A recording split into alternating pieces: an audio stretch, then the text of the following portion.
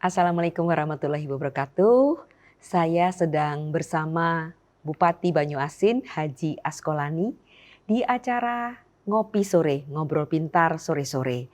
Terima kasih banyak nih Pak Bupati. Sama-sama Mbak Saya Weni. sudah diterima di ruang khusus. Khusus. Ini ruang apa ya Pak Bupati ya? Jadi ini sebenarnya ruangan tamu. Ruang tamu. Kebenaran kamar ini pernah ditempati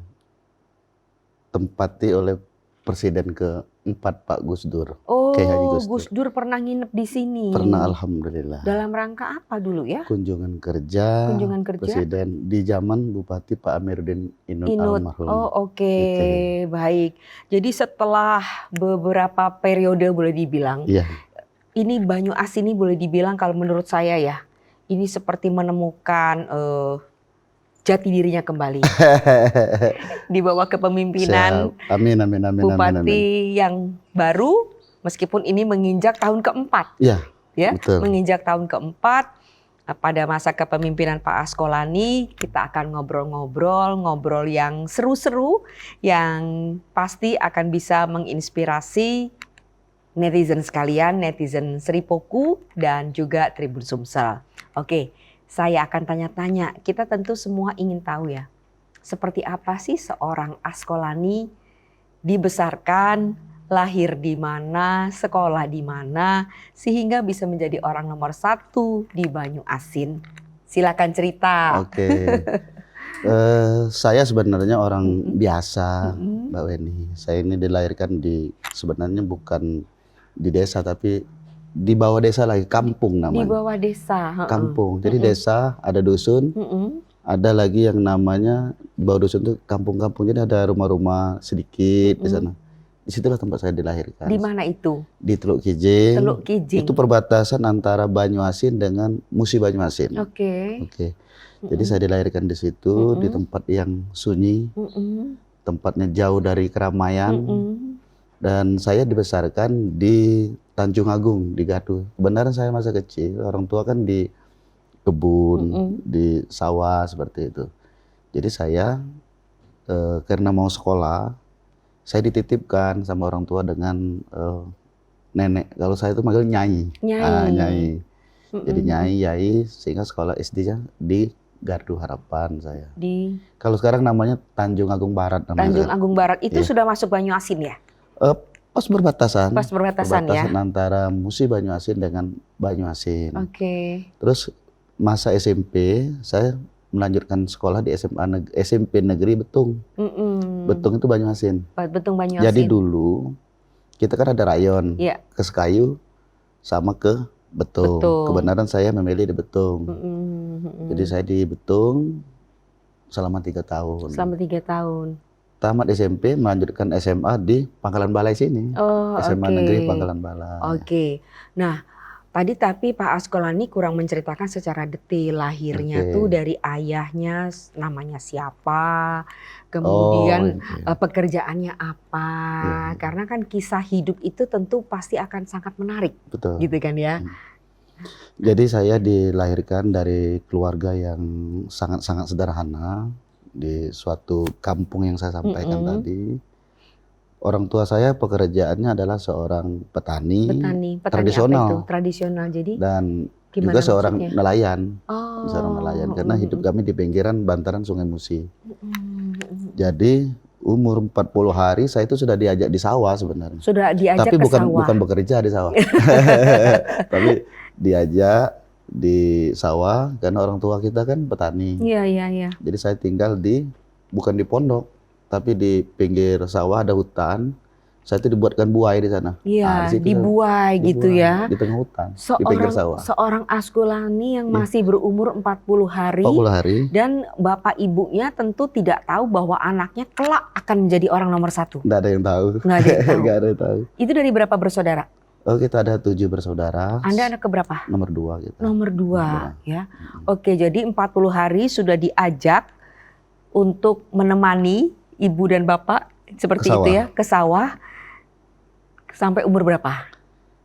Ya sampai saya masuk SD, karena tempat tinggal dengan sekolah itu kan sangat jauh. Itu lebih kurang sekitar 5 kilo. 5 kilo. Jadi kita nyebrang sungai, naik perahu, jalan kaki. Udah naik, tunggu sebentar. Sudah naik perahu, ya, kemudian jalan kaki lagi menuju sekolah. Iya. Selama SD.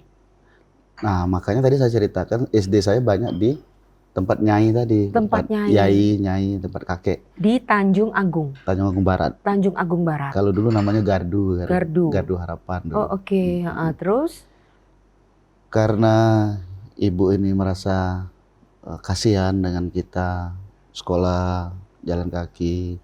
Terus sekolahnya nggak ada uang jajan. Jadi kita bawa bawa bekal. Bawa bekal. Bekal makanan yang terbuat dari ketan sama pisang, namanya lempeng. Oh, lemak Karena pas sekolah perjalanan kan hampir 1 jam lebih, hampir 2 jam. Sudah dari naik perahu, jalan kaki itu? Iya, jadi kita sekolah jam 5 subuh itu sudah sholat subuh, sudah harus berangkat. Sudah berangkat? Karena 2 jam perjalanan, baru sampai ke sekolah. Oke. Makanya waktu sekolah saya banyak di tempat nyai, tempat kakek, teman nenek. Jadi bekalnya adalah beras ketan. Beras ketan campur pisang. Campur pisang. Namanya lempeng. Lempeng. Oh, ini apa kata orang kayu. Kecupan bungkus. Iya, ada Kecupan lagi bungkus. orang Kayu Agung bilangnya apa sih? Lupa saya tiba-tiba. Ya, tahu. Kalau bahasa kami lempeng. Lempeng, oke. Itu bikin kenyang ya? Iya.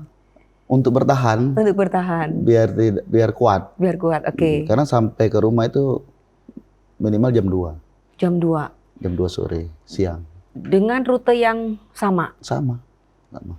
Makanya saya banyak sekolahnya di tempat nyai tadi. Karena dari rumah nyai ke sekolah itu lebih kurang 1 kilo. 1 kilo, oh oke. Jadi agak mendekatkan Makanya saya di situ dididik sama nyai di waktu masa dewasa, waktu masih SD.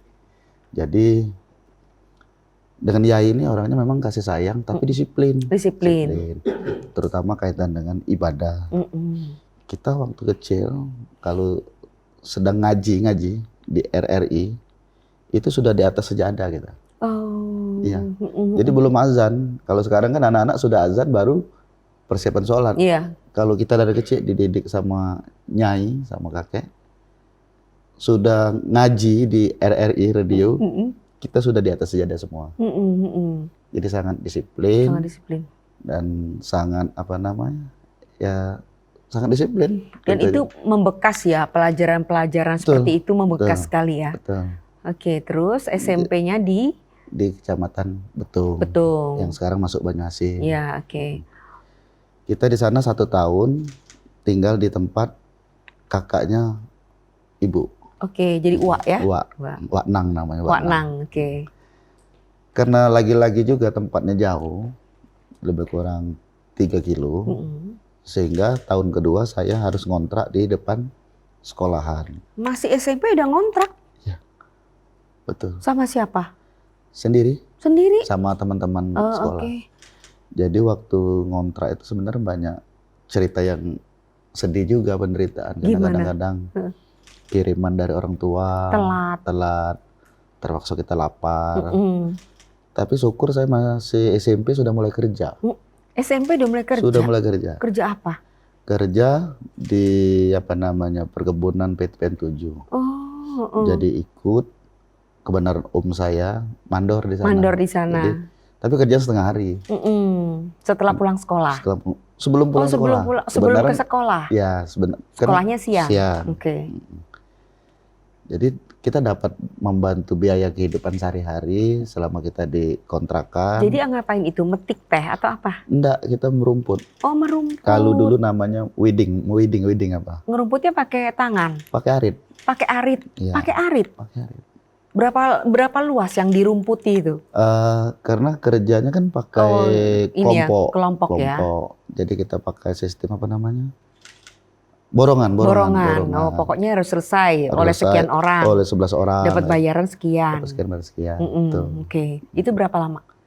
Setahun lebih. Setahun lebih, oke. Terus? Karena di kelas 3 saya tidak bisa kerja lagi karena sudah mendekati masa mau ujian. Jadi harus fokus. Tapi tetap kerja juga. Kerjanya sambilan. tukang hidup. Dulu kan belum ada listrik, Mbak Wen. Iya, iya. Jadi kita kebenaran orang dusun, orang kampung kan kalau ngidup ya apa namanya? Genset. Genset, Kita bisa. Jadi kita dibarter sama yang punya kosan, diganti lauk pauk. Jadi kalau kita mau makan dikasih lauk sambal lodeh. Makanya saya sejak itu baru kenal yang namanya tempe, tahu. Kalau kita di kampung kan enggak kenal tahu tempe, Mbak. Ikan. Ikan bakar, ikan panggang gitu. Nah, makanya waktu SMP baru kenal dengan tempe, tahu, makanan sehari-hari. Oke. Sampai sekarang jadi apa? Jadi kebiasaan ya, jadi kebiasaan ya. Oke, jadi SMP kalau mau cari makan boleh dibilang dengan menjual keahlian, boleh dibilang sebagai apa namanya tadi, menghidupkan genset. Alat genset. Baru seorang Askolani remaja mendapatkan sayur lodeh, tempe dan tahu. Dan ada cerita yang paling sedih juga saya alami. Pernah 2 hari saya lapar. Kebenaran kiriman beras belum nyampe. Mau ngutang di warung sudah terlalu banyak. Sudah tidak mungkin lagi. Jadi selama 2 hari itu saya dengan teman, tapi ada teman 3 orang. Kami makan ala kadarnya. Jadi tapi kami mencuri waktu itu. Mencuri apa namanya? kelapa muda, tapi khususnya untuk makan bukan untuk berjual, Mbak. Iya. Ini kena kan mencuri apa namanya, ada kebun ubi, apa narik. Sekarang yang penting udah dibalikin belum, dikembaliin belum? Sudah saya sampaikan. Jadi waktu jadi DPR kebenaran saya kunjung ke sana. Saya sampaikan. Ya alhamdulillah Mbak Gimunnya terima, tapi namanya Mbak Gimun. Mbak Gimunnya terima. Jadi udah dimaafkan ya oleh Mbak Gimun. Malah mereka ketawa-ketawa juga. Kenapa nggak bilang? Iya. Kenakalan anak remaja ternyata ya. Oke. Jadi sedemikian struggle-nya Pak Askolani untuk bisa bertahan hidup. Iya, betul. Bisa bertahan hidup, dan itu berlangsung sampai kapan? Sebenarnya sampai saya kuliah. Sampai kuliah? Sampai kuliah. Penderitaan itu masih belum berakhir juga? Belum berakhir. Jadi waktu SMA saya di Pangkalbalai. Kebenaran di Pangkalbalai tidak ada pekerjaan yang memungkinkan kami untuk apa namanya, untuk mendapatkan uang. Nah tapi kami waktu itu Sabtu Minggu, kan setiap Sabtu Minggu itu kan pasti ada orang nikahan. Iya. Jadi kita sama teman-teman, rombongan yang ngekos kontrak itu, kita cari objekan. Ada yang nikahan, kita ikut membantu. Oh, ikut membantu. Saya kira modal baju batik gitu. Angkat piring, cuci piring sama-sama teman-teman. Sehingga kita dikasih makan dan pulangnya juga dikasih uang dan dikasih bekal. Dari makanan dari orang yang acara hajatan yang dimaksud. Oke. Jadi inilah memperbaiki gizi. Memperbaiki gizi. Iya. Dan tentu dulu masih kurus ya. Betul. Terus ada lagi kegiatan di balai ini, dulu kan ada sistem tanam padi yang berpindah-pindah itu. Nugal. Tupang sari, bukan? Yang nugal padi. Istilahnya nugal ya. Iya. Jadi kita ikut membantu. Nugal yang dimaksud. Bawa padi, benih segala macam. Kita juga dapat upah dan dapat makan hari itu. Dan makannya enak-enak waktu itu. Potong ayam lah, potong kambing lah, yang punya lahan. Jadi itulah kira-kira kisah waktu masih SMA, SMP, SD, SMP, SMA. Dan kuliah juga sama. Kuliah di Universitas IBA Palembang. IBA ya, hukum ya? Hukum. Jadi saya itu sebenarnya waktu kuliah 2 tahun nganggur baru bisa kuliah. Karena 2 tahun itu saya ya bekerja, tapi kerja serabut. Pernah pengalaman bekerja di kolektor TPRI. Kolektor TVRI. Dulu yayasan TPRI dulu ada yang namanya TPRI itu kan ada pajak dulu. Iya betul. Saya salah satu kolektornya. Oh, penagih pajaknya. Dari rumah ke rumah. Oh, oke. Tahun 94. Tahun 94 ya. 94 itu berarti Pak Askolani umurnya 20 tahun. Iya, lebih kurang 20 ya, tahun. 20 tahun karena Pak Askolani lahirnya tahun 70. 74. 74. Jadi ya. Tahun 94 umur 20 ya. 20 tahun. Okay. Jadi bukan hanya cukup di situ saja. Karena dulu saya sibuk juga ngikuti tes TNI. Dulu 2 kali masuk Akabri gagal. Sudah 8 kali saya masuk. 8 kali? Gagal terus. Dan ada yang tragis sekali, Angkatan Laut. Saya pernah sempat dikirim ke Malang.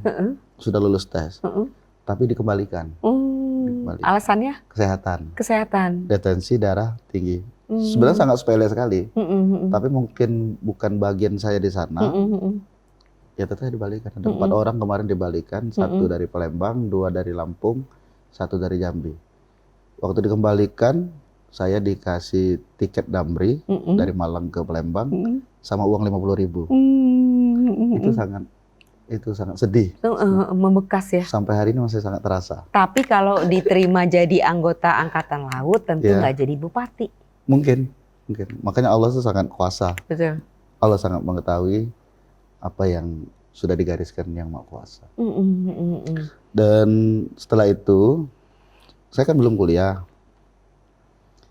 Karena pekerjaan saya ini serabut dan masuk TNI tidak pernah lulus sampai 8 kali, termasuk Angkatan Udara juga pernah. Sehingga saya mengambil keputusan ingin menjadi TKI di Jepang. Tahun 94. Terus? Saya lapor sama orang tua, ibu terutama, kalau bahasa kami itu emak. Dia tidak izinkan. Alasannya? Jauh. Dan dia paksa saya harus kuliah. Itu hebatnya ibu saya itu di situ. Walaupun dia orang yang dikatakan tidak mampu lah ya.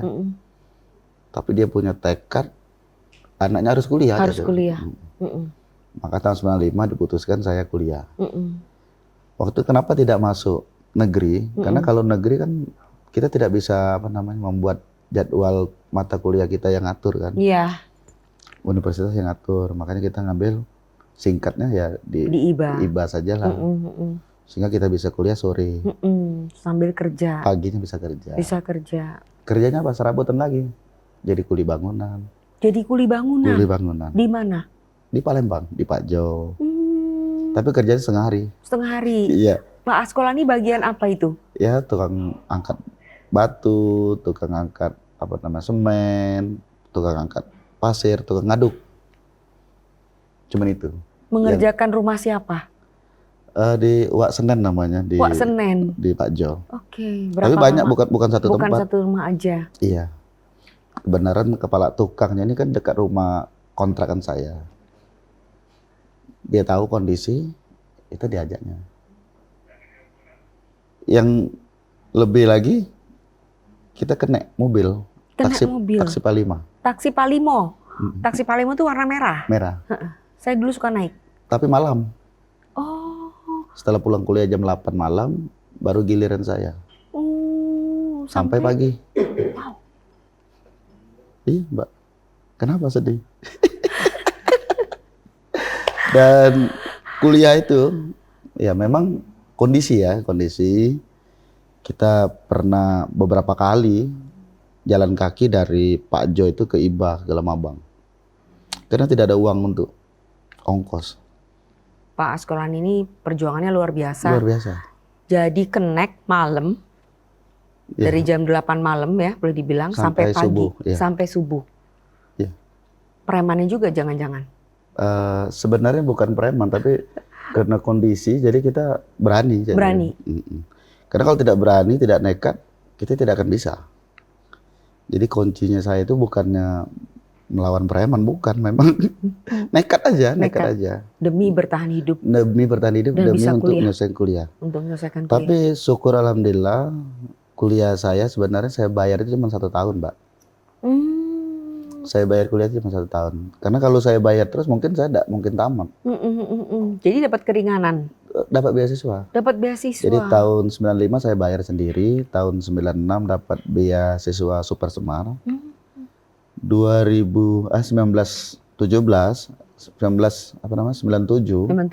Super Semar kan pasca reformasi dihapus. Soeharto kan jatuh. Sebenarnya yang ikut menjatuhkan kita juga waktu ikut demo-demo sebenarnya.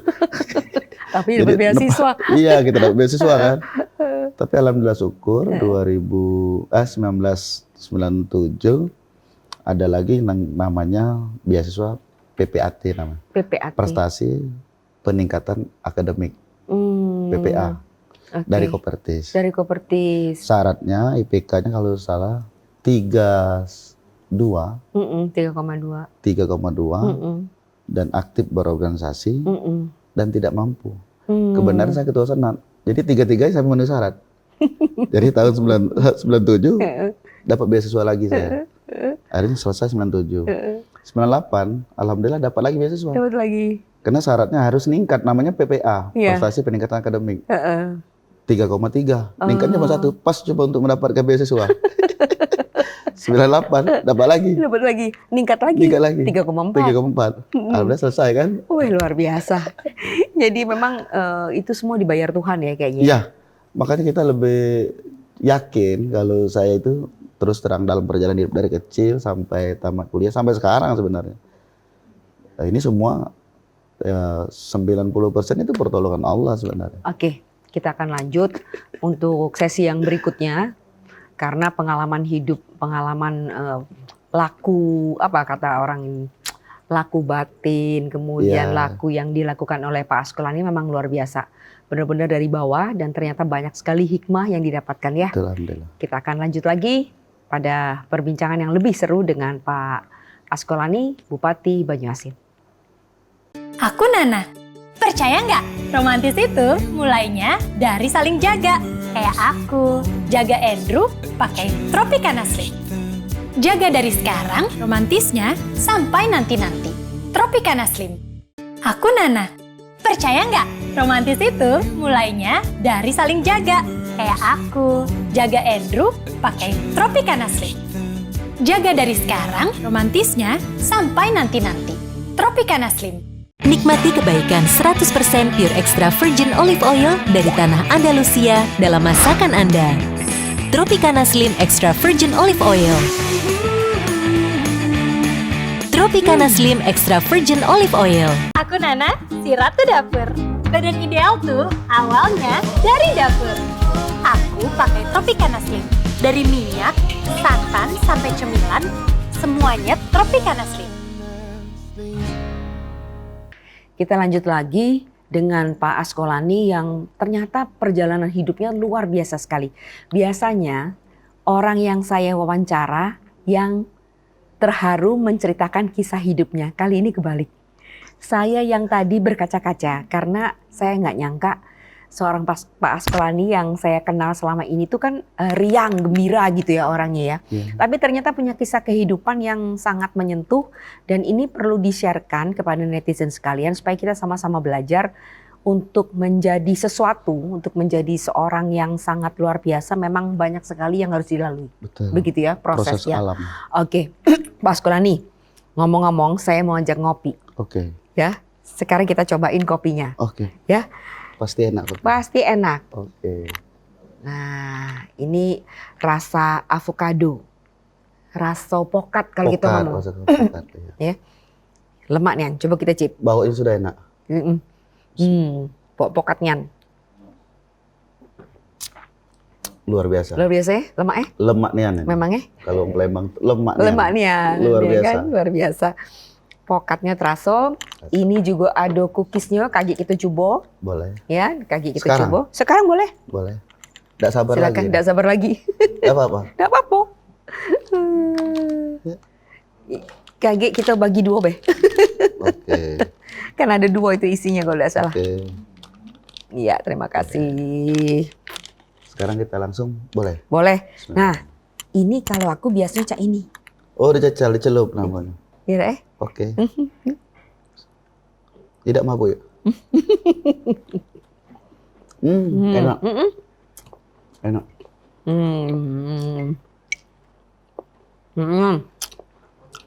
Luar biasa. Di mana jualannya nih? Ada banyak. Banyak.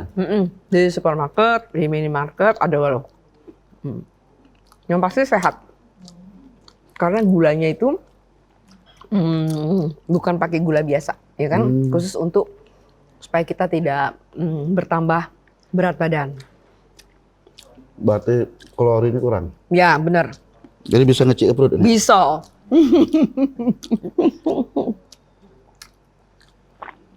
Ya, oke. Tadi tuh aku ada yang kelupaan. Iya. Ya. Sebelum kita lanjut ya. Saya tuh biasanya nanya nama seseorang figur prominent, mengapa diberi nama Askolani? Oke. Jadi Askolani itu sebenarnya nama yang diberikan orang tua saya. Kebenaran orang tua saya ini punya ciri khas. Jadi kami 7 beradik ini, 7 bersaudara, itu pangkal namanya As semua. As semua. Jadi yang pertama Asmadi, yang kedua Askolani, yang ketiga Asuni almarhum, keempat Asropi, kelima Asmalia, keenamnya Asmawi, ketujuhnya Asmila. Oh benar, Nah, jadi- As semua. Kalau bapak namanya siapa? Muhammad Jasi. Mat Jasi. Oke. Mat Jasi. Nggak ada unsur A di depan, nggak ada ya? Ya, dia Mat Jasi, Mat Jasin, Mat. Oke. Kebenaran orang tua saya itu dari 5 bersaudara tinggal dia sendiri. Tapi ninggal dari kecil-kecil. Jadi orang tua saya itu apa namanya? Dia sebatang kara kayak itu. Jadi orang tuanya ninggal, kakak adik-adiknya ninggal semua, tinggal kakek sendiri. Oke. Oh jadi karena punya ciri khas semuanya A. Ya, As. Kartu as. Oke. Kayaknya kartu Dan as. itu memang ada di dalam Al-Quran dan juga ada nama apa namanya para syekh dari negara Timur Tengah. Tapi yang jelas orang tua saya melihat ini dinamain dengan saya seperti itu. Saya tanyakan apa artinya, dia juga nggak tahu. Dia juga nggak tahu. Nggak tahu. Bapak juga nggak tahu. Tapi setelah kita dewasa kita lihat memang namanya bagus, tapi agak ironis. Kenapa? Namanya tidak banyak. Maksud saya tidak punya banyak. Kalau Agus kan banyak orang nama Agus, Andi. Kalau Askolani itu kan hanya ada beberapa orang. Ada beberapa orang. Kebenaran Ada lagi Askolani yang dirjen. Dirjen, Iya ya. kan? Iya. Dan orang sini kan? Ya, Sumatera Selatan. Orang Sumatera Selatan. Iya. Oke. Jadi manggilnya Senamo. Senamo. Betul. Oke. Pak Askolani, kita lanjut ya. Perjalanan hidup Anda itu kan luar biasa. Kemudian bisa sampai akhirnya ke politik itu gimana ceritanya? Jadi saya tamat kuliah sebenarnya ingin bercita-cita menjadi advokat. Jadi sebenarnya saya ini seorang lawyer. Iya. Begitu tamat kuliah, ikut tes lawyer, alhamdulillah lulus. Saya pernah bergabung di LBH Palembang dan terakhir saya bergabung di kantor hukum Alam Sahnabiyah. Tapi itu tidak berjalan lama, sekitar 9 bulan, 10 bulan, tidak sampai setahun saya yang menekuni praktek beracara. Karena saya lihat waktu itu memang menjadi seorang lawyer perlu perjalanan yang sangat panjang untuk menuju sebuah kesuksesan. Karena 1 tahun saya beracara, terus terang orang-orang yang hebat, orang-orang yang sukses tidak mungkin memakai kita pengacara yang baru. Iya. Pasti dia akan menyatar, mengontrak dengan pengacara yang sudah terkenal. Iya. Oleh sebab itu saya memutuskan karena pada waktu itu kita banyak bergabung juga dengan teman-teman pengusaha, kontraktor, kita mendampingi mereka untuk kontrak tender segala macam. Saya lihat kita pakai baju rapi, pakai dasi, pakai jas. Mereka ya pakai baju-baju seperti ini, santai. Casual ya. Tapi uangnya banyak mereka. Maka saya berpikir agak matre juga dulu. Saya juga harus cari uang juga untuk menghidupi keluarga. Waktu itu saya sudah berkeluarga. Sudah menikah. Iya. Tidak mungkin saya harus seperti ini untuk menghidupi keluarga. Dan saya banting setir waktu itu. Tapi masih saya sambili, jadi lawyer tetap saya sambili. Tapi saya sudah banyak ke dunia usaha. Jadi saya buat perusahaan. Bergerak di bidang apa? Kontraktor. Bangun jalan, jembatan, termasuk gedung juga. Alhamdulillah tahun 2003 dipercaya teman-teman menjadi ketua Kadin Banyuasin. Ya. Itulah. Jadi mulai berusahanya tuh dari situ. Betul, ya. Oke. Ya, jadi dalam dunia usaha nampaknya saya ada hasil, sukses lah. Ada hoki ya? Ya lebih kurang seperti itulah. Tapi artinya apa? Ada perubahan di bidang ekonomi. Kita sudah bisa naikkan orang tua haji, mertua haji. Terus kita juga bisa berangkat haji, kita juga bisa buat rumah, sudah bisa beli mobil pada waktu itu kan. Alhamdulillah, ternyata saya lebih tertarik di di dunia usaha. Karena jadi lawyer, pekerjaan memang berat, dan yang kedua kita kan baru, dan seorang lawyer untuk menjadi hebat, menjadi sukses itu kan prosesnya kan panjang. Perlu jam terbang yang panjang sekali. Sementara saya mungkin tidak sabaran pada waktu itu. Karena Jadi, tuntutan keluarga iya, ya maksudnya ya, karena betul. harus menafkahi segala macam ya. Betul. Oke. Kebenaran istri saya kan anggota dewan waktu Iya, itu. Jadi saya tuh menikahi anggota dewan waktu nikah itu. Jadi ada ada beban bagi kita. Ya tidak mungkin kita ngikut dibiaya hidup sama istri. Sebagai sementara kita laki-laki kan, ini kita ya sebagai ada pencari gengsi ya. nafkah kan. Makanya kita cari usaha yang bisa menopang ekonomi untuk lebih baik lagi. 2005 saya sudah mulai ikut politik. Ikut politik, dan alhamdulillah 2009 saya mencoba untuk mencalonkan diri menjadi dewan. Alhamdulillah terpilih. Terpilih menjadi dewan 2009. Nasib beruntung langsung menjadi pimpinan dewan pada waktu itu. Banyuasin ya? Banyuasin. 2013 saya calon bupati. Kalah. 2014 calon lagi dewan. Jadi lagi. Alhamdulillah jadi pimpinan lagi. Terus 2018 calon bupati, alhamdulillah jadi. Itu kira-kira gambaran singkat karir. Oke. Nah, Pak Asqolani, dengan sederetan kisah hidup yang luar biasa tadi, ya kan? Kalau Anda merenung-renung gitu ya, mau tidur misalkan seperti itu ya. Apalagi kan Anda waktu itu ditinggal oleh istri, meninggal karena sakit ya. Itu kan tentu pukulan yang berat.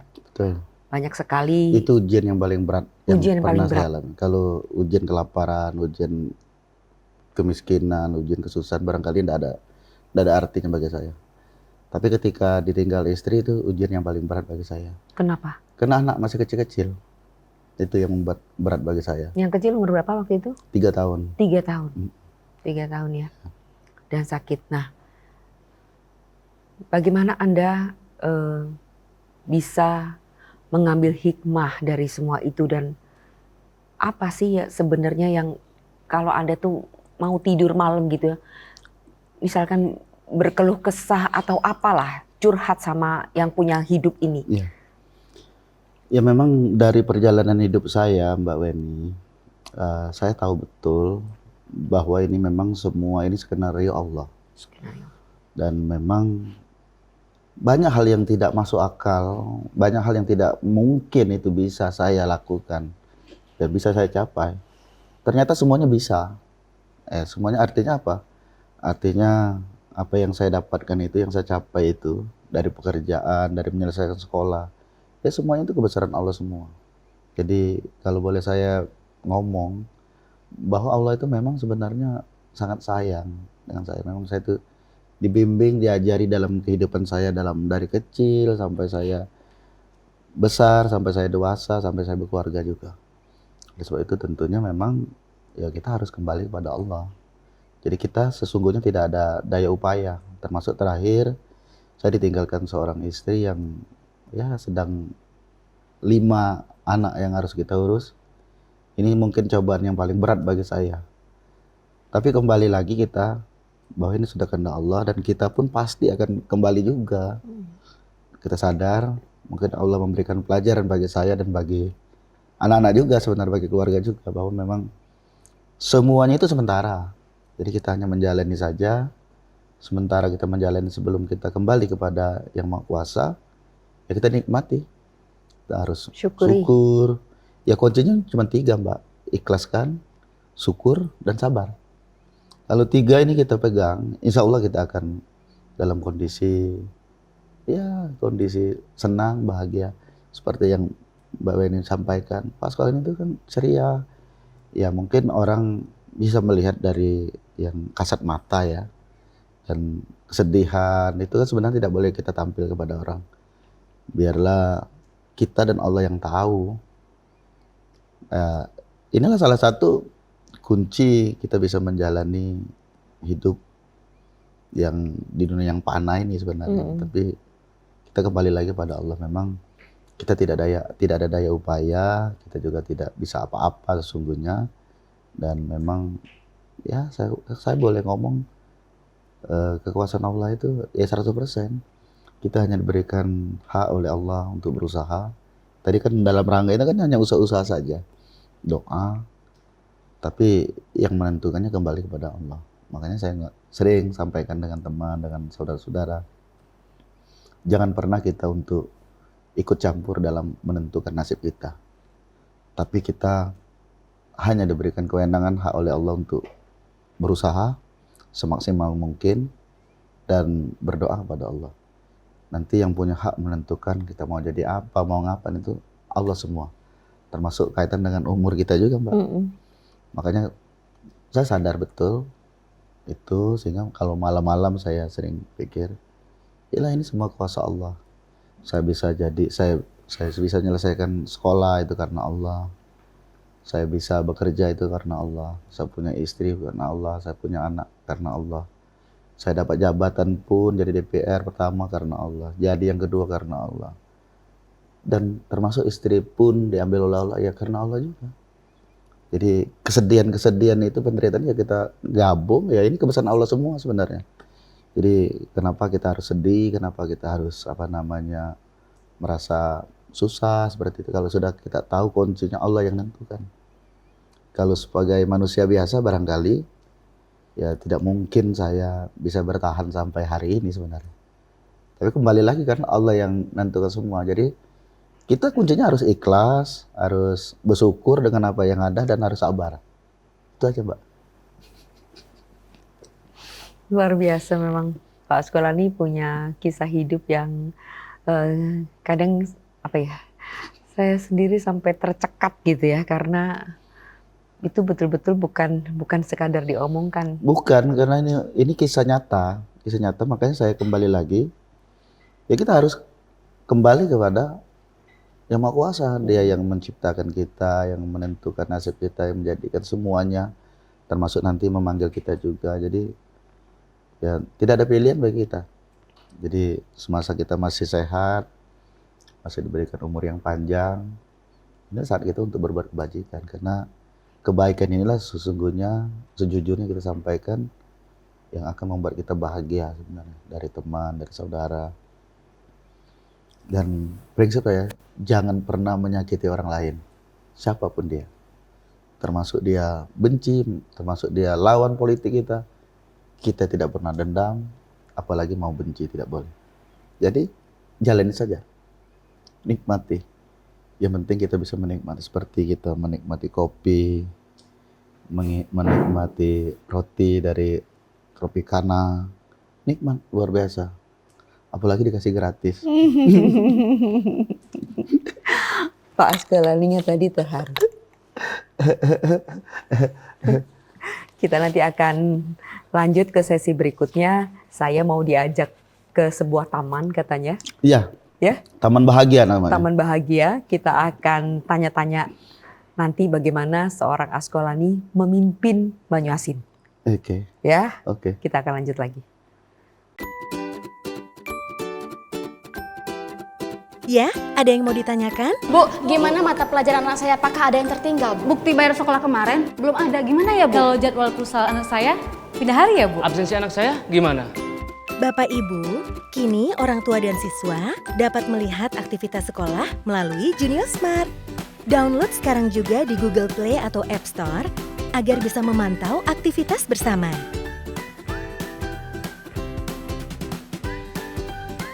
Junior Smart memudahkan kita untuk update kegiatan sekolah, kalender akademik, kegiatan ekstrakurikuler, dan beragam informasi lainnya. Mah, besok aku futsal ya? Iya, besok pakai kaos kuning kan? Loh, kok mau tahu?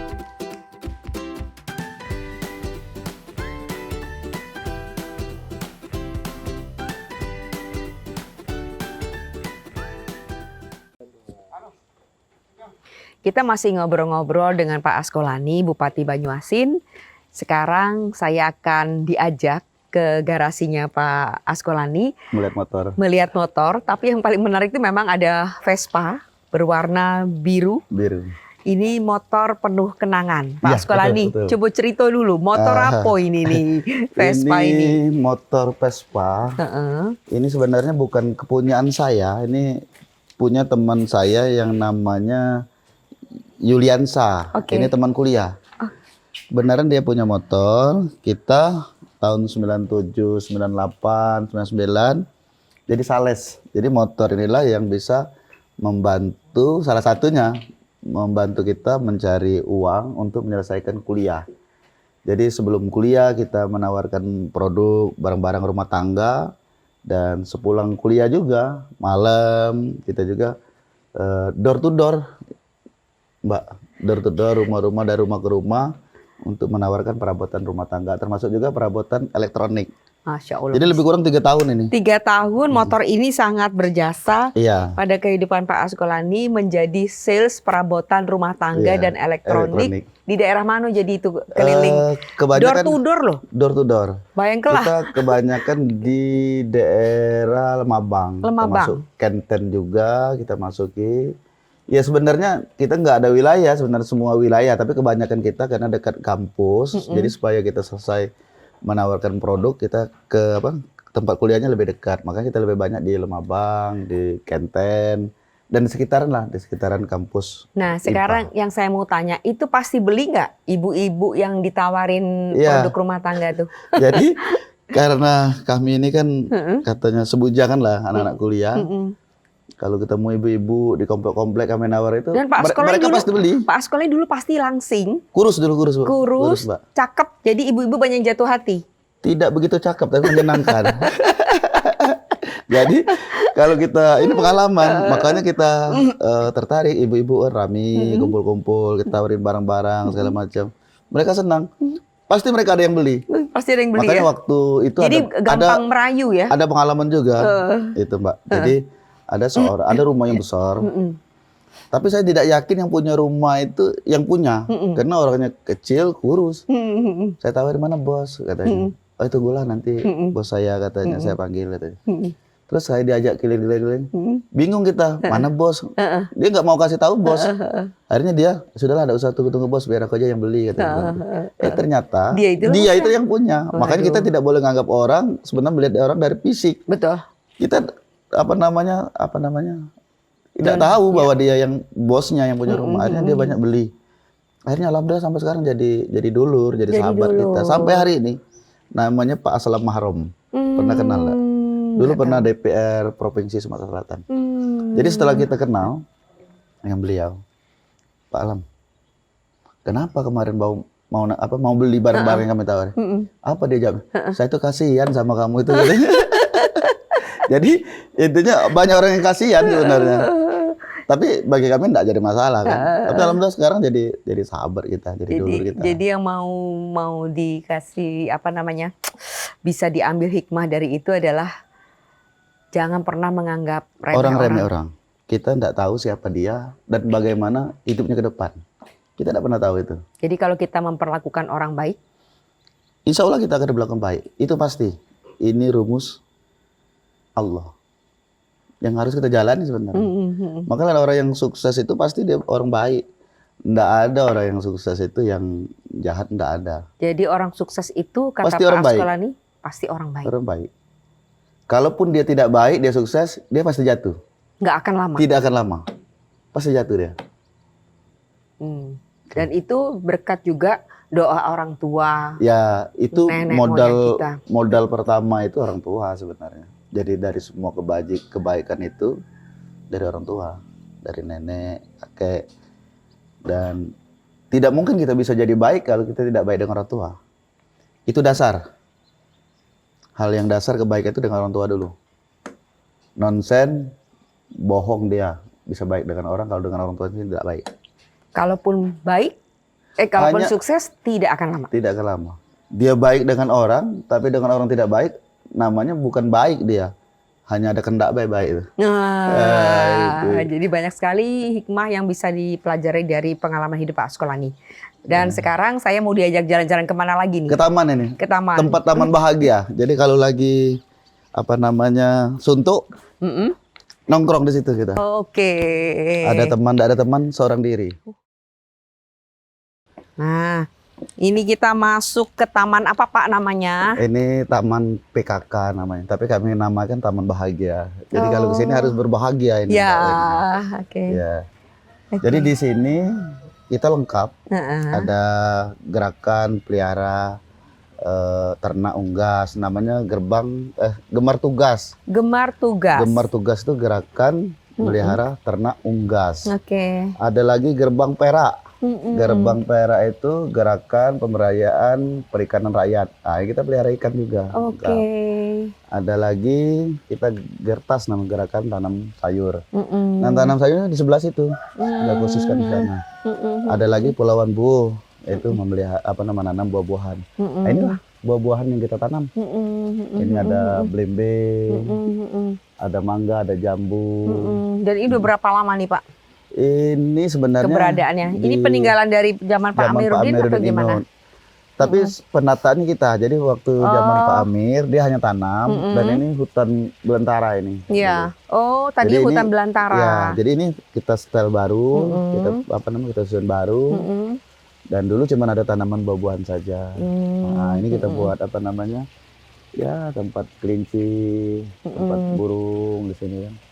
Kayaknya Pak Bupati ini ya sangat mendukung programnya Pak Gup ya untuk Sumsel Mandiri Pangan ya. Jadi salah satu kabupaten yang sudah menjalankan program Pak Gubernur Sumsel Mandiri Pangan. Kita pertama dan kita sangat konsen dan memang program itulah sebenarnya yang menjadi menjadi andalan Kabupaten Banyuasin.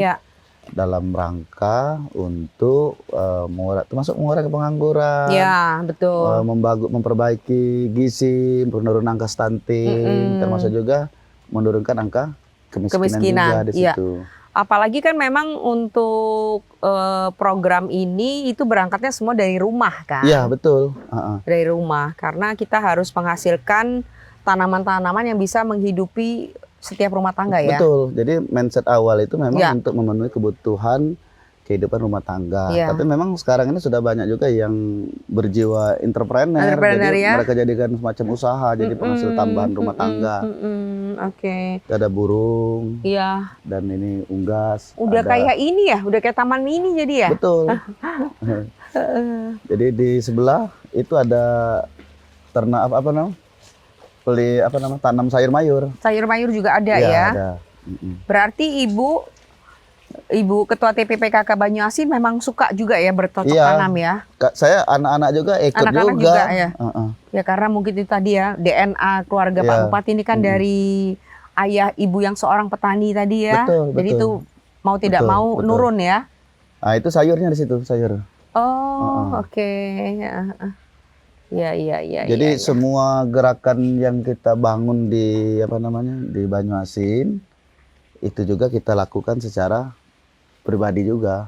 Iya. Ini ada burung. Kalau ini apa ya ini? Ini burung, ya? Ini burung. Burung apa aja nih Pak Bupati? Itu ada burung merpati, ada burung terkutut, ada burung lain juga. Terbangnya Pokoknya dia. kalau ada burung kita masukkan sini. Oh, oke. Itu punai juga ada. Ada pepatahnya tuh, punai di tangan lepas apalah gitulah kira-kira. Ingat nggak kira-kira? Ingat nggak kira-kira? Oke, kita lanjut ke sana ya. Kita mau ngobrol-ngobrol dengan Pak Askolani tentang Banyuasin di masa depan. Ya, Pak Askolani akan mengakhiri jabatan 1 periode. Pada September 2023. Ya. 2023. Tepatnya 18 September. 18 September. Terakhir. Dan pasti dong Pak Askolani mau nyalon lagi. Insya Allah. Ya, insya Allah. Tapi semua itu kembali kepada Yang Maha Kuasa. Ya. Saya senang deh kalau ngobrol sama Pak Askolani itu ini ya, ternyata sangat religius dalam arti tahu rumus-rumusnya hidup. Apa tadi dibilang bahwa manusia tuh tempatnya berusaha. Iya, maksudnya kan gini Mbak Weni, bahwa memang di dalam menjalani hidup ini Allah sudah Mengatur ya. memberikan memberikan petunjuk lah bagi kita semua. Kan itu sudah tertulis dalam Al-Qur'an, Iya. sudah dicontohkan Rasul Iya. kita, bahwa bagaimana menjalani hidup yang benar, yang baik, yang bisa bermanfaat bagi kita, bagi keluarga kita kan. Untuk intinya untuk mendapatkan sebuah kebahagiaan lah. Iya. Jadi kalau kita berbuat baik, pasti kita akan mendapatkan kebaikan itu. Iya. Sebaliknya kalau kita berbuat yang kira kurang baik, yang jahat lah, pasti kita akan dapatkan itu. Jadi apapun yang kita dapatkan sekarang ini, sebenarnya itu buah daripada hasil yang kita lakukan sebelumnya. Itu udah pasti ya. Pasti itu tidak ada. Tidak Pasti. ada. Kalau kita banyak berbuat baik, pasti kita akan dapat Mendapatkan kebaikan itu. kebaikan. Kalau jahat, Ya pasti dapat kejahatan juga. Nah, jadi tinggal hidup ini kan sebuah pilihan. ya betul. Mau Allah berbuat tidak baik, pernah melarang. Ya. Yang mau berbuat baik ya silakan. Allah tidak ada ruginya juga. iya benar. Allah Yang nggak mau ada berbuat rugi. jelek Yang ya rugi, silakan. yang Ruginya rugi kita juga. Yang rugi kita. Oke. Jadi apa namanya udah kayak ustadz nih Oke. omongannya. Tapi ini berdasarkan pengalaman hidup ya. Pengalaman. Banyak sekali Itu hal ada yang rusa sudah. juga kita Iya, saya pelihara. lihat rusanya lari-lari loh. Ini langsung dari Istana Bogor ini. Jadi kebenaran saya kirim Oh, surat langsung dari dengan, Istana Bogor. ya, dengan Pak Presiden langsung. Oh, Alhamdulillah kita di ACC ada 20 apa namanya? dikasih ya? Ya dikasih. Oh, Dengan ada syarat-syarat tertentu, kita punya kewajiban untuk mengurusnya dengan mengurusnya baik. dengan baik ya. Dan orang istana datang juga ke sini, melihat lokasi Ya. dan juga buat pernyataan kita untuk mengurusnya. Oh gitu, jadi nggak Kemarin kan nggak dapat asal 20. dikasih ya. Ya, dapat 20 tapi baru dikirim 10. Tapi Oh, sekarang oke. ini sudah beranak-anak, sudah 16 lebih sudah. Oh sampai beranak pinak Ini ini. sudah banyak anak-anak kecil-kecil. Oh oke. Mm-mm. Heeh. Ini makannya apa Kasih ya makan. kalau rusa ya? Sini ini. Ini makan rusanya. Oh, ubi-ubi Ubi, wortel. wortel. Oh gitu. Kasih aja ya. Rusa kasih. tuh gigit nggak sih? Enggak. Enggak ya? Oh iya, lucu ya. Ih, bagus ya kulitnya memang jangan totol-totol terlalu dekat begitu kan? ya? Iya. Oh jangan terlalu dekat. Masih anu deh. Hmm, Tapi sudah ada yang jinak deh. Iris lagi nih. heeh. Totol-totol ternyata. Iya. Jadi sekarang jumlahnya 36. Sekarang 16 berapa ya? Kan 20, terus beranak pinak ya. 20. Baru dikirim 10. Oh, baru dikirim 10. 10, Ya. Udah Ini 16. tapi beranaknya sudah banyak. Ini ada 6 sudah anaknya. Oh, itu ada yang bertanduk ya? Iya, Kalau bertanduk tuh dia lebih tua ya? lebih tua. Itu bapaknya itu. Oh. Wih, keren ya. Jadi kalau rusa dia bertanduk deh. Heeh. Makannya wortel. Selain wortel apa lagi? Ubi-ubian, rumput-rumputnya Oke. juga mau. Maka salah satu ini rumput-rumput ini kan di makanan ini. Jadi yang dua itu bertanduk bapak dan ibunya, bagaimana? Bapak semua itu. Oh, bapak semua. Mm-mm. Oh, jadi kalau pria bertanduk atau gimana sih? Iya, pria bertanduk dia. Oke, nah lucu ya.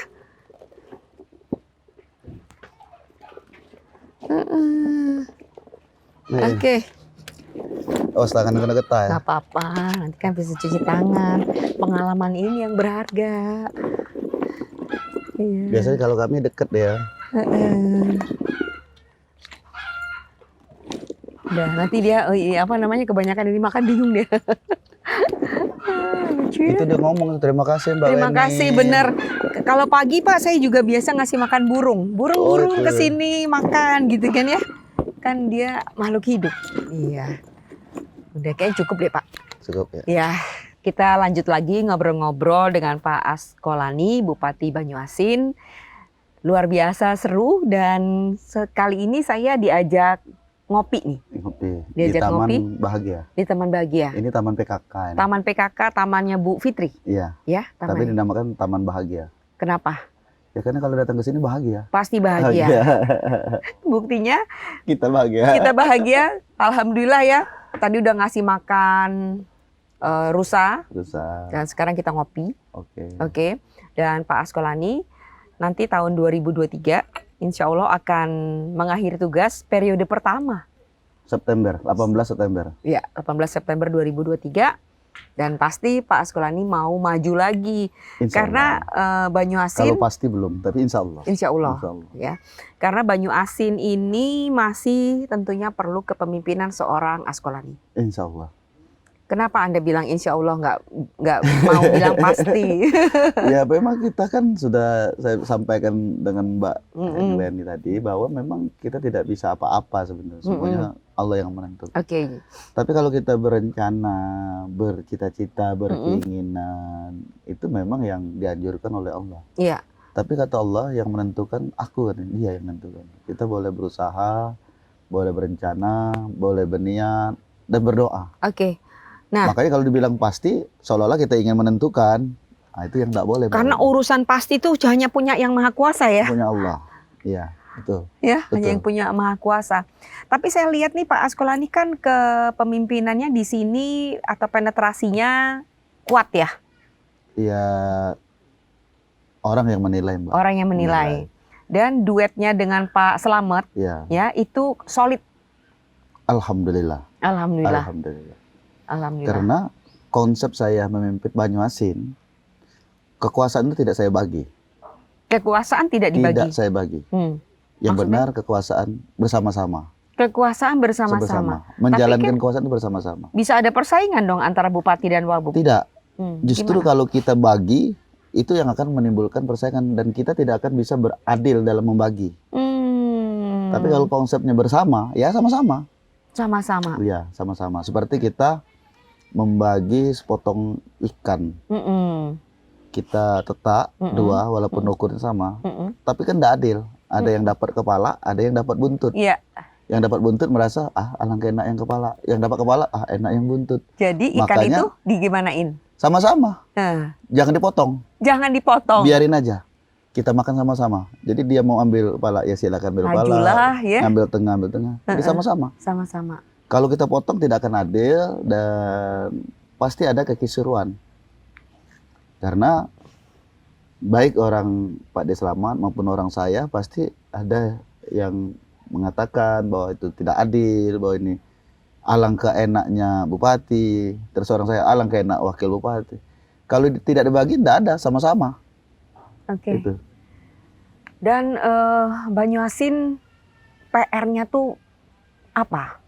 Jadi, Tanjung Carat akan menjadi wilayah Banyuasin. iya betul, Wow, itu kan luar biasa. luar biasa. Betul. Gimana Anda melihat semua itu? Jadi memang di dalam pembangunan suatu daerah, kalau ada pelabuhan, ada apa namanya pelabuhan darat, maksudnya penerbangan atau pelabuhan laut, ini pasti suatu daerah itu akan maju pesat. Iya. Pertumbuhan ekonominya pasti cepat itu Iya. terjadi.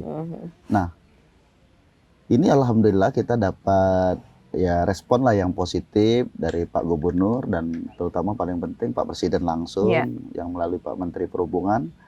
Kita dapat kebagian untuk pembangunan pelabuhan internasional di Tanjung Carat. Tanjung Carat. Nah, dengan adanya pelabuhan Tanjung Carat ini, Mbak Weni, sudah barang pasti ke depan pertumbuhan ekonomi akan menjadi lebih pesat, Iya. khususnya Banyuasin dan Sumatera Selatan. Karena pelabuhan ini tentunya akan menopang perekonomian di seluruh Pulau Sumatera. Seluruh Pulau Sumatera, Sumatera. memang. Jadi akan kembalinya ke Banyuasin. Ke Bayangkan, Banyuasin, Mbak. bayangkan. Jadi ekspor impornya nanti dari Banyuasin. Otomatis lapangan kerja akan bertambah, karena pertumbuhan ekonomi. Jadi nanti industri-industri itu gudang-gudang itu akan berada di wilayah Kabupaten Jadi Banyuasin. nanti PAD-nya Banyuasin bisa jadi nomor 1 ya? Ya, insya Allah bertambah dan besar sekali itu. Iya. Ya oke. Betul. Akan mengalahkan Palembang, Musi, Banyuasin. Ya kalau kita bicara akan mengalahkan, ya barangkali terlalu jauh. Tapi kira-kira seperti itu. Tapi saya tidak berani ngomong akan mengalahkan. Jadi kita kembali lagi akan mendahului kuasa Karena Allah. sekarang kan nomor 4 ya? Iya, kita nomor 4. Kita penghasil beras nomor 4 nasional. Penghasil ya, beras nomor 4 nasional. Oke. Program yang dilaksanakan selama Anda menjadi Bupati Banyuasin tuh yang paling Anda ingin expose tuh apa? Terutama sebenarnya kita ada tagline ya, ada visi misi. Jadi saya dengan Pak D. Slamet memimpin Banyuasin ada visi misi ada Banyuasin bangkit, adil dan sejahtera Banyuasin bangkit, adil Dan dan sejahtera. Nah, untuk mencapai visi misi itu kita ada 7 program pokok andalan kita, terutama infrastruktur yang bagus. Oh iya. Infrastruktur yang bagus. Tunggu dulu, saya juga tadi dapat masukan untuk daerah eks transmigrasi, betul ya? Betul. Itu jalannya sudah bagus ya? Ya alhamdulillah kalau dibilang semuanya bagus belum, tapi sudah mulai kita gerakkan selama 3 tahun ini kita lakukan pembangunan. Jadi bicara Banyuasin ada beberapa kecamatan yang kita anggap terisolir, yang belum terintegrasi dengan daratan, dan alhamdulillah sekarang sudah ada 8 kecamatan yang sudah terintegrasi dengan daratan. Dulu ada 11, jadi tinggal ada 3 kecamatan lagi yang belum terintegrasi. Ada 3 kecamatan lagi dan itu sudah Anda proyeksikan akan terpenuhi semua Insya Allah akan terpenuhi. sampai masa kepemimpinan berakhir. Betul, Insya Allah. Oke. Tapi dengan cara seperti Karangagung Ilir, Makarti Jaya, kita integrasikan dengan pelabuhan. Seperti yang sekarang sedang kita lakukan pembangunan di Moratelang, Kecamatan Moratelang. Insya Allah 2022 ini dermaganya selesai, termasuk kapal juga selesai, jalan porosnya sedang kita lakukan pembangunan. Dan insya Allah 2022 ini kendaraan roda 4 Sudah bisa lewat sana. lewat masuk ke sana. Oke. Tapi penyeberangannya pakai pelabuhan penyeberangan. Oke. Jadi Anda yakin semua program tadi yang disebutkan ada 7 program 7 dan program 12 kegiatan ya kalau nggak salah. Gerakan. Gerakan, bersama 12 gerakan itu akan tuntas semua.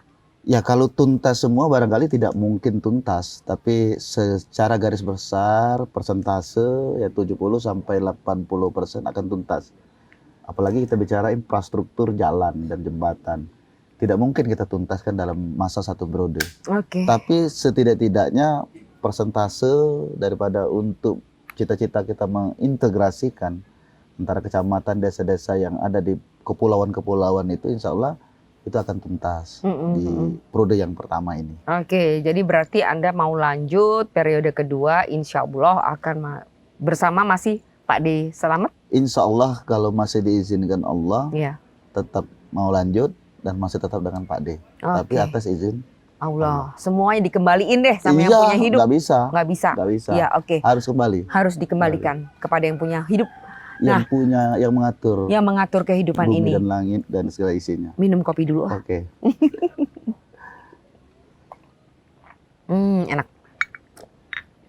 Pak Askolani, Anda kan belakangan tentu mencermati, boleh dibilang peristiwa-peristiwa OTT, Oke. ya. Oke. Peristiwa-peristiwa OTT yang menimpa sejumlah kepala daerah yang ada di Indonesia. yang ada di Indonesia. Betul. Anda sendiri melihatnya seperti apa dan kemudian bagaimana upaya mengantisipasi Oke. dan bagaimana menanamkan value-value anti korupsi. Oke.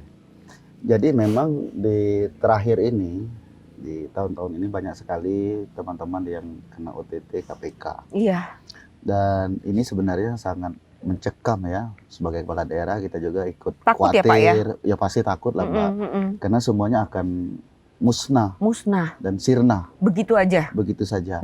Jadi tidak ada gunanya program, kegiatan Betul. yang sudah kita lakukan dan akan kita lakukan untuk masyarakat kita, untuk Betul. rakyat kita.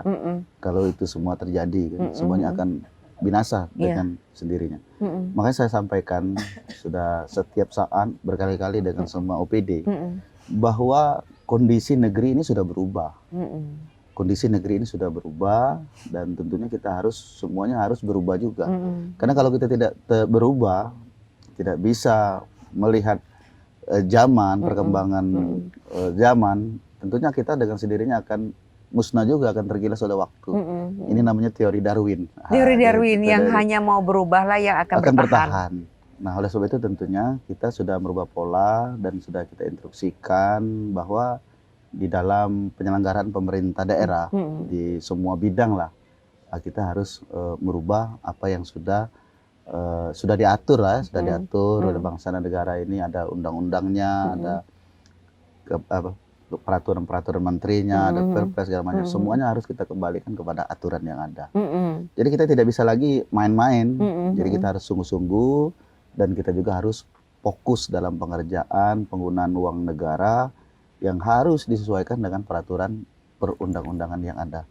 Jadi saya sampaikan dengan teman-teman, oh kita tidak bisa main-main lagi seperti yang pernah dilakukan selama ini. Oke, jadi tadi kan Anda bilang kita tidak boleh main-main lagi lah. Betul. Berarti sebelumnya main-main.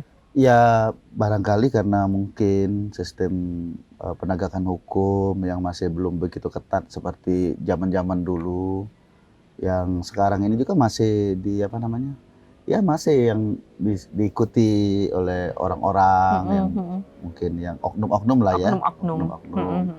sehingga inilah yang terjadi. Makanya kita harus kembalikan lagi kepada aturan hukum dan mekanisme prosedur yang ada. Kalau itu kita lakukan, insya Allah kita akan selamat. Selamat ya. Insya Allah akan selamat. Oke. Nah memang kebiasaan ini tidak semudah kita untuk merubahnya. Kita harus, yang pertama itu merubah mindset, cara pandang mereka dalam pelaksanaan kegiatan program yang ada di dinas-dinas. Kalau yang kemarin masih bisa dilaksanakan dengan cara yang mungkin salah ya, dalam tanda kutip. Nah, tapi sekarang semuanya harus konsekuen, harus komitmen dan konsekuen terhadap peraturan yang sudah ada. Oke, tapi kan gini ya, Anda sebagai orang partai gitu kan ya, perlu kos politik yang besar. Betul. Apalagi Anda mau maju lagi kan gitu ya. Itu berarti bagaimana cara meyakinkan konstituen, bagaimana Anda bisa maju kembali ya, dan kemudian dengan cara-cara yang benar. Ya, gimana caranya, jadi, Pak Bupati? Kan kita kembali lagi kepada Allah. Kita harus yakin semuanya Allah yang ngatur. Iya. Jadi tidak ada keraguan sedikit pun dengan apa yang kita lakukan sekarang ini kaitan dengan pendanaan yang segala macam. Ya rezeki itu pasti ada. Dan Allah sudah atur semua itu. Tinggal kita mau menjalani yang benar atau yang tidak benar. Seperti contoh saya. Memang kalau ingin bicara terhadap penghasilan, jadi sebagai seorang kepala daerah yang gajinya cuma hanya 6 juta per bulan dan tidak ada tambahan yang signifikan untuk ngurusi partai dan konstituen kita. Tentunya kita harus berpikir kemana arah untuk memenuhi ini semua. Makanya kalau saya konsepnya kita berusaha, kita berusaha. Kalau saya di bidang pertanian, berkebun kita kan, bersawah, beternak ikan, beternak sapi juga kita. Nah ini untuk menopang itu. Ya alhamdulillah tadi saya sampaikan dengan Mbak Weni. Jadi kalau untuk kebutuhan yang sifatnya tidak begitu besar ya kita punyalah. Nah, untuk persiapan pilkada barangkali memang tidak bisa dipungkiri juga yang sampai ini dengan biaya yang sangat besar. Tapi kan saya sudah sudah menjalani. Tidak perlu uang yang begitu banyak, bisa kan? Pengalaman yang lalu ya? Iya, bisa. Yang bisa mengantarkan Anda ke sini ya? Betul, bisa. Gimana caranya? Ya, caranya kita hanya berbuat baik aja kepada semua. Cukup itu? Cukup itu. Jadi masyarakat nggak dikasih uang atau apa gitu nggak? Tidak. Saya ingat dulu Pak Askolani ketemu, kemudian Pak Askolani bilang, saya cuma bagi-bagi biskuit,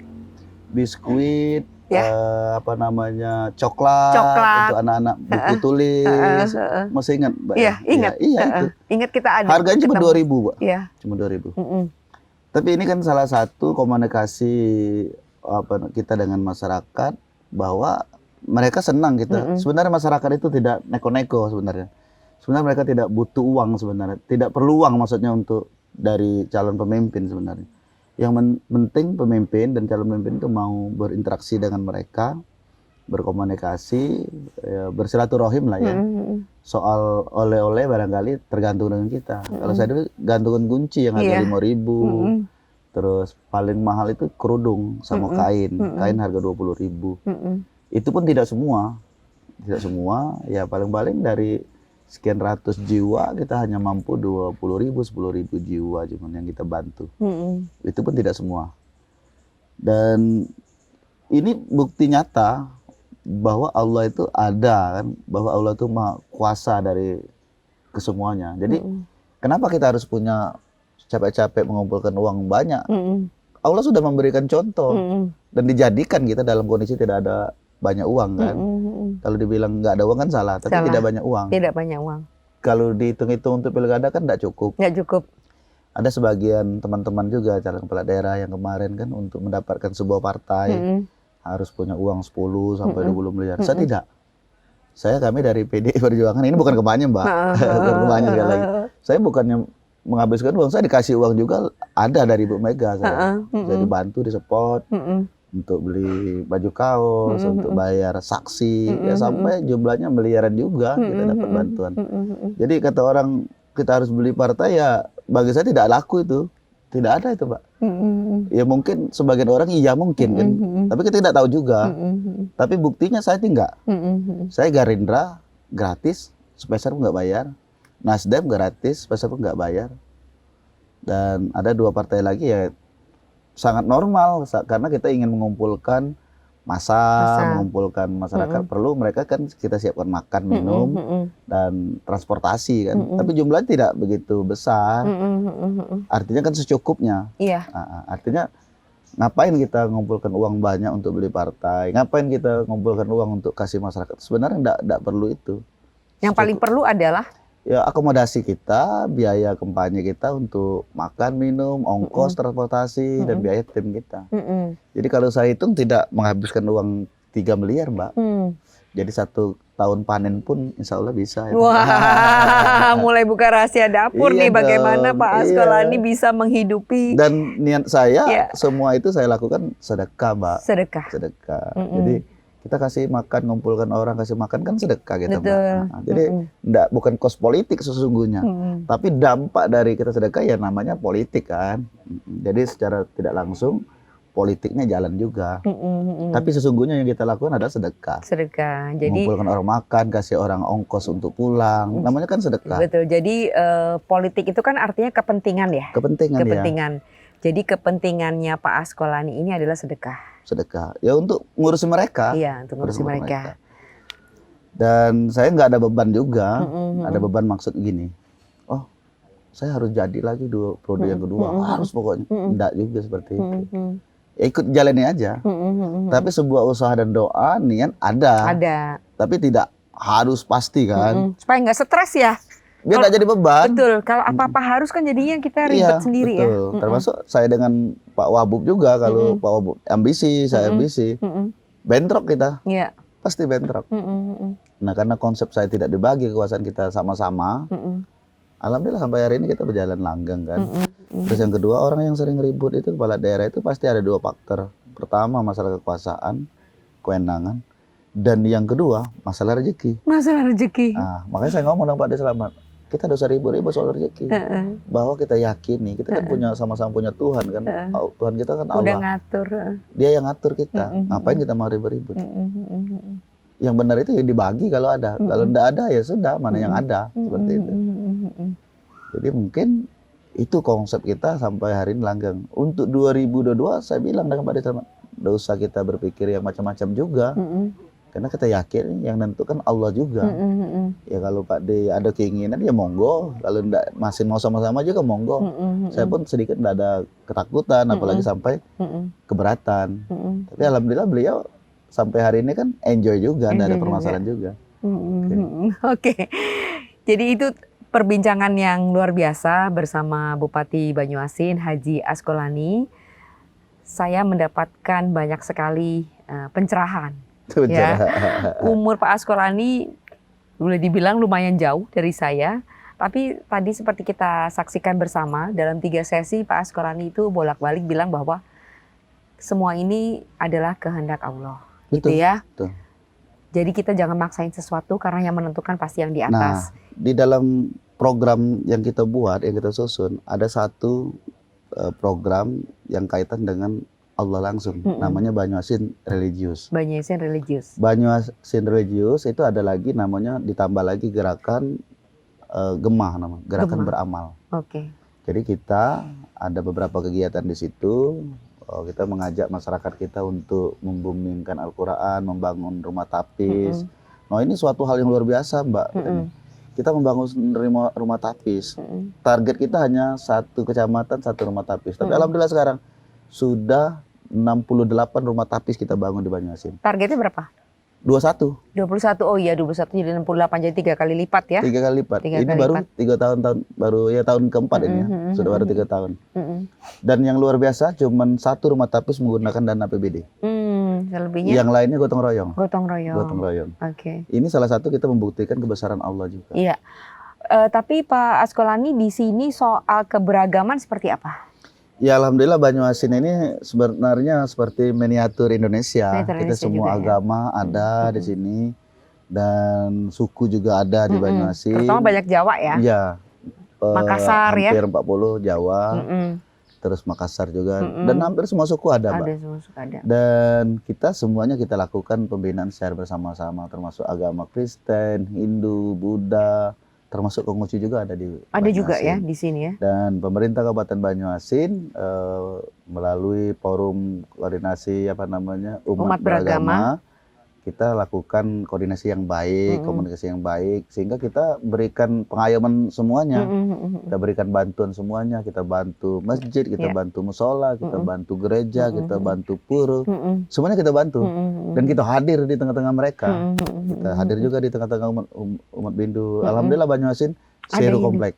Zero konflik ya. Iya. Oke, jadi Pak Askolani semoga Anda sehat Amin, amin. Amanah. Amin, amin. dan insya Allah kita ketemu lagi Siap. nanti pada tahun 2024. Ada tambahan lagi, Mbak. Oh, silakan. Yang paling menarik sebenarnya kita bedah rumah. Bedah rumah ya. Jadi kita Banyuasin tuh terdata ada 43 rumah yang tidak layak huni. Oke. 43.000 rumah. 43.000 tadi Rumah. tuh dikit banget kalau 43. 43.000 rumah. Oke, terus? Se-Banyuasin. Mm-mm. Alhamdulillah sampai hari ini kita sudah mampu sudah lebih 10.800 rumah kita lakukan Jadi pembedahan. masih ada 30-an ribu. 30 lagi. Mm-mm. Dan target tahun ini insya Allah 10.000 lagi. Oke. Mm-mm. Tahun depan insya Allah 10.000 lagi. Jadi sudah hampir selesai lah. Belum selesai. Polanya luar biasa melalui dana APBD provinsi. Mm-mm. Kemarin alhamdulillah dapat bantuan 8 miliar dari Pak Gubernur Mm-mm. dan dana juga dari APBD Kabupaten 8 miliar Mm-mm. melalui Basnas, melalui CSR, melalui dana desa, Mm-mm. melalui gotong royong. Mm-mm. Jadi semua kepala dinas, camat, bupati, wakil bupati kita wajibkan bedah. Mm-mm. Kalau bupati 3 rumah minimal, alhamdulillah sekarang saya sudah hampir 15 rumah sudah. Oh. Secara pribadi. Dan Oke. kita gotong royong dengan kawan-kawan yang lain. Oke. Kepala dinas satu rumah. Oh, Jadi, gitu. Jadi makanya dibagi ya. Kita bagi habis termasuk DPR pusat juga kita mintain juga. Jadi saya ini sebenarnya tukang pinta. Tapi sebenarnya Tapi sesungguhnya kalau menyelamatkan mereka, Iya. menyelamatkan warga kita juga. Jadi sebenarnya kita selamatkan. Oke. Alhamdulillah ini sudah 10.000 rumah lebih kita lakukan bedah. Oke. Itu yang luar biasa saya kira. Oke. Itu tadi perbincangan saya ya dengan Pak Askolani. Semoga sehat selalu Amin, amin, amin. dan tetap menjadi inspirasi bagi banyak orang, Amin. terutama masyarakat Banyuasin. Sampai ketemu pada ngopi sore berikutnya, Pak Bupati. Oke, siap. Assalamualaikum warahmatullahi wabarakatuh.